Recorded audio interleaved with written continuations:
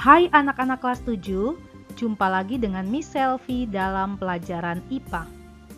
Hari ini kita akan belajar tentang ekosistem. Setiap organisme hidup di lingkungan masing-masing dan dipengaruhi oleh lingkungannya.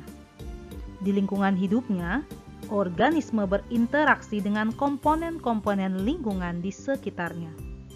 Kesatuan interaksi antara organisme dan lingkungannya disebut ekosistem. Ekosistem tersusun dari komponen abiotik dan biotik yang saling berinteraksi. Apa saja komponen penyusun ekosistem? Bagaimana komponen-komponen tersebut saling berinteraksi satu sama lain? Akan kita pelajari melalui materi ini. Yuk kita pelajari sama-sama. Ekosistem terdiri atas satuan-satuan ekosistem yang saling berinteraksi. Satuan-satuan ekosistem adalah individu, populasi, komunitas,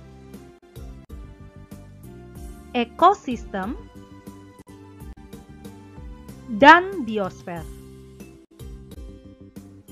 Kata individu berasal dari bahasa Latin individuum yang berarti tidak dapat dibagi. Dalam ekologi, individu berarti satu organisme. Misalnya, seorang anak perempuan, seorang anak laki-laki, seekor kelinci, seekor burung, dan seekor kancil. Populasi merupakan sejumlah individu sejenis yang menetap di suatu daerah pada waktu tertentu. Populasi organisme dalam suatu ekosistem senantiasa berubah dari waktu ke waktu. Dapat bertambah apabila ada yang datang dari daerah lain atau imigrasi dan lahir atau natalitas. Dan dapat berkurang apabila ada yang pindah ke daerah lain, emigrasi, dan mati atau mortalitas. Komunitas merupakan seluruh populasi yang hidup bersama dalam suatu daerah.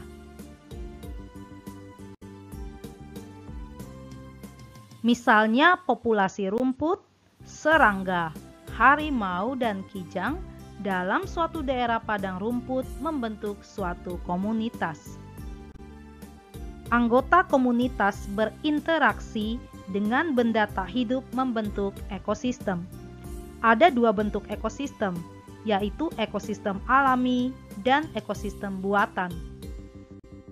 Ekosistem alami merupakan ekosistem yang terbentuk secara alami tanpa campur tangan manusia. Contohnya adalah sungai, danau, dan laut. Ekosistem buatan merupakan ekosistem yang terbentuk sebagai hasil kerja manusia. Contohnya adalah sawah, kolam, dan akuarium. Biosfer merupakan kumpulan ekosistem yang terdapat di bumi. Biosfer merupakan lapisan permukaan bumi yang terdiri atas litosfer dan hidrosfer, serta atmosfer yang dipenuhi oleh seluruh makhluk hidup. Suatu ekosistem tersusun dari komponen hidup biotik dan komponen tak hidup abiotik. Komponen biotik dan abiotik saling berinteraksi dan saling mempengaruhi. Komponen tak hidup atau abiotik terdiri atas air, tanah, cahaya matahari, dan udara. Komponen hidup atau biotik terdiri atas produsen, konsumen, dan dekomposer atau pengurai. Air sangat penting bagi kehidupan karena hampir 85% penyusun tubuh makhluk hidup adalah air. Air mengandung berbagai mineral yang sangat dibutuhkan tubuh organisme, juga sebagai pelarut untuk membuang limbah serta mengatur suhu dan reaksi metabolisme. Organisme memerlukan tanah sebagai tempat tumbuhnya tumbuh-tumbuhan serta tempat berpijak dan berdiamnya binatang dan manusia. Tumbuhan juga memperoleh bahan-bahan atau mineral-mineral untuk memenuhi kebutuhan hidupnya dari tanah. Faktor abiotik yang terkait dengan udara diantaranya kelembaban udara, suhu udara, curah hujan, dan kandungan udara. Cahaya matahari sebagai sumber energi di bumi mempunyai peran dalam mengatur tingkah laku organisme. Ada organisme yang aktif di siang hari dan ada organisme yang aktif di malam hari. Cahaya matahari juga dapat menghancurkan atau melapukkan batu-batuan sehingga memungkinkan organisme memanfaatkan mineral-mineral hasil pelapukan batuan tersebut. Setiap organisme akan bergantung pada organisme lain yang ada di sekitarnya. Pola interaksi organisme yang melibatkan dua atau lebih organisme diantaranya adalah netralisme, kompetisi, predasi, parasitisme, mutualisme, komensalisme, dan amensalisme.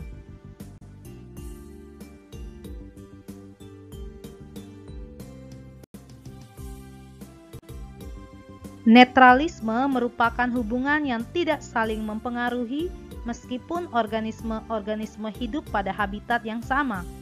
Contohnya adalah kambing dan kodok di suatu habitat lapangan rumput. Kambing makan rumput di siang hari, sedangkan kodok makan serangga di malam hari. Kompetisi merupakan bentuk interaksi antar individu sejenis atau antar populasi di mana individu atau populasi tersebut bersaing mendapatkan sarana untuk tumbuh dan berkembang. Kompetisi terjadi jika kedua individu mempunyai kebutuhan yang sama, sedangkan lingkungan tidak menyediakan kebutuhan tersebut dalam jumlah yang cukup. Contohnya adalah persaingan antara belalang dengan ulat, serta kambing dan kelinci. Predasi merupakan interaksi antara pemangsa dan mangsa. Pemangsa atau predator adalah hewan yang memangsa atau memakan. Mangsa atau prey adalah hewan yang dimangsa atau dimakan. Contoh predasi misalnya tikus dengan ular, kijang dengan harimau, zebra dengan singa, serta kancil dan singa.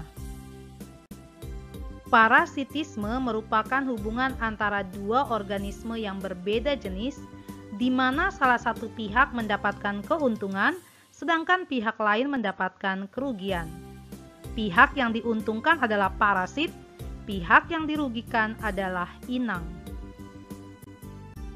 Contoh parasitisme adalah benalu dan tali putri yang hidup sebagai parasit pada ranting pohon, serta berbagai jenis cacing dan bakteri yang hidup sebagai parasit pada tubuh hewan dan manusia. Mutualisme adalah interaksi yang saling menguntungkan kedua belah pihak.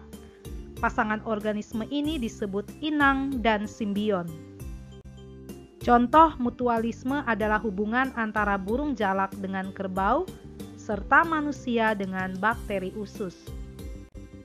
Komensalisme adalah interaksi yang menguntungkan satu pihak, sedangkan pihak lain tidak diuntungkan maupun dirugikan. Contoh komensalisme adalah hubungan antara ikan remora dengan ikan hiu dan tumbuhan epifit dengan inangnya.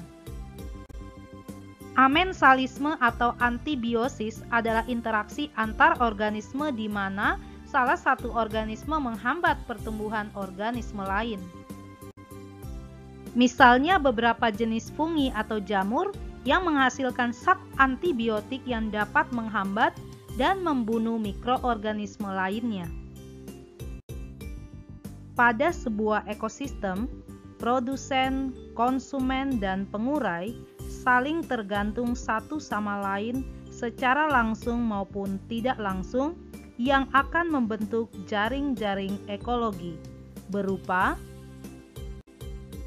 rantai makanan, jaring-jaring makanan, jaring-jaring kehidupan, piramida makanan, dan aliran energi. Proses perpindahan energi melalui peristiwa makan dan dimakan yang membentuk rangkaian tertentu disebut rantai makanan. Perhatikan contoh rantai makanan berikut ini. Tumbuhan dimakan tikus, tikus dimakan ular, dan ular dimakan elang. Di alam jarang dijumpai organisme yang hanya memakan satu jenis organisme lain, sehingga di dalam ekosistem terdapat banyak rantai makanan yang saling terkait atau berhubungan yang akan membentuk jaring-jaring makanan. Jaring-jaring makanan adalah sekumpulan rantai makanan yang saling berhubungan membentuk semacam jaring. Jaring-jaring makanan satu dengan jaring-jaring makanan yang lain saling terkait dan membentuk jaring-jaring kehidupan. Piramida makanan merupakan gambaran piramida yang menunjukkan perbandingan makanan antara produsen, konsumen 1, konsumen 2, sampai dengan konsumen puncak. Dalam piramida makanan, produsen selalu menempati dasar piramida. Konsumen puncak atau karnivora besar seperti singa dan elang selalu menempati puncak piramida. Cahaya matahari adalah sumber energi. Tumbuhan hijau memanfaatkan energi cahaya untuk menghasilkan energi kimia berupa karbohidrat. Apabila tumbuhan hijau dimakan oleh herbivora, zat makanan yang terdapat di dalam tumbuhan hijau akan berpindah ke tubuh herbivora. Berarti terjadi perpindahan energi dari tumbuhan hijau ke tubuh herbivora. Begitu seterusnya sampai konsumen terakhir. Di dalam tubuh hewan, energi tersebut akan diubah menjadi energi panas, gerak, pernafasan, dan sebagian tersimpan di dalam zat penyusun tubuh hewan. Jadi perpindahan energi tidak dapat 100% efisien. Sebagian energi akan terbuang melalui proses respirasi, gerak, panas, dan ekskresi. Bagaimana materi hari ini? Menarik bukan? Dari pelajaran hari ini, kita lebih mengenal tentang individu, populasi, komunitas, dan ekosistem di lingkungan kita. Kita pun juga mengenal dan menjaga interaksi antar komponen ekosistem tersebut. Manusia mempunyai peranan dalam pembentukan dan perusakan ekosistem. Apa saja yang dapat membuat terjadinya kerusakan ekosistem akan kita pelajari dalam materi berikutnya tentang pencemaran lingkungan. Sampai jumpa dan terima kasih.